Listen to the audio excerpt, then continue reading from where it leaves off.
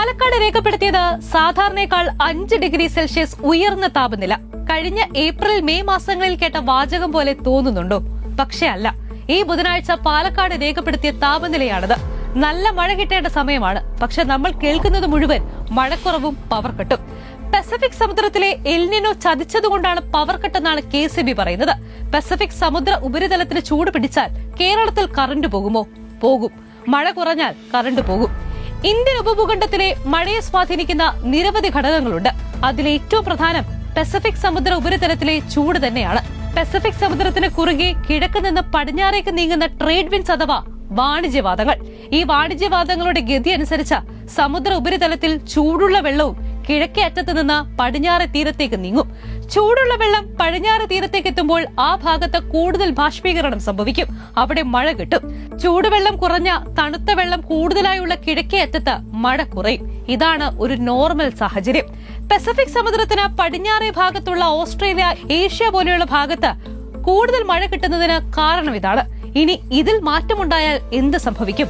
ആഗോളതാപനം അടക്കമുള്ള കാരണങ്ങളാൽ ട്രേഡ് വിൻഡ്സിന്റെ ശക്തി ചിലപ്പോൾ കുറയും, വേഗം കുറയും, ഗതി മാറും. ശക്തിയും വേഗവും കുറയുമ്പോൾ ചൂടുവെള്ളം കിഴക്കേ അറ്റത്ത് തന്നെ തങ്ങും. അവിടെ മഴ കൂടും. അപ്പോഴാണ് സാധാരണ വരണ്ട കാലാവസ്ഥയുള്ള തെക്കേ അമേരിക്കയിൽ വെള്ളപ്പൊക്കമൊക്കെ ഉണ്ടാകുന്നത്. നേരെ എതിർവശത്തുള്ള നമുക്ക് മഴ കുറയും. ഇതാണ് എൽനിനോ പ്രതിഭാസം. ഇത് നേരെ തിരിയുമ്പോഴാണ് ലാനിന. ആ സമയത്ത് നമുക്ക് മഴ കൂടും. ആഗോളതലത്തിൽ കാറ്റിന്റെ ഗതിയെ തന്നെ മാറ്റിമറിക്കാൻ എൽനിനോയ്ക്കും ലാനിനയ്ക്കും കഴിയും. ഇപ്പോൾ എൽനിനോ ഘട്ടമാണ്. എൽനിനോ കാരണം സാധാരണ ഈ സമയത്ത് ഉണ്ടാകേണ്ട അത്ര ന്യൂനമർദ്ദങ്ങളോ ചക്രവാത ചുഴിയോ ഇപ്പോൾ ഉണ്ടാകുന്നില്ല. അതുകൊണ്ടാണ് കോരിച്ചൊരിയുന്ന മഴ കിട്ടേണ്ട ഈ ജൂലൈയിൽ നമ്മൾ മഴയെ കാത്തിരിക്കുന്നത്. സാധാരണയേക്കാൾ കുറവ് മഴ ഈ വർഷം പ്രതീക്ഷിച്ചാൽ മതിയെന്ന് IMD തുടക്കം മുതലേ പറയുന്നുണ്ട്. ഇനി എപ്പോൾ മഴ പ്രതീക്ഷിക്കാം? അതിശക്തമായ മഴയ്ക്ക് ഇപ്പോൾ സാഹചര്യമില്ല.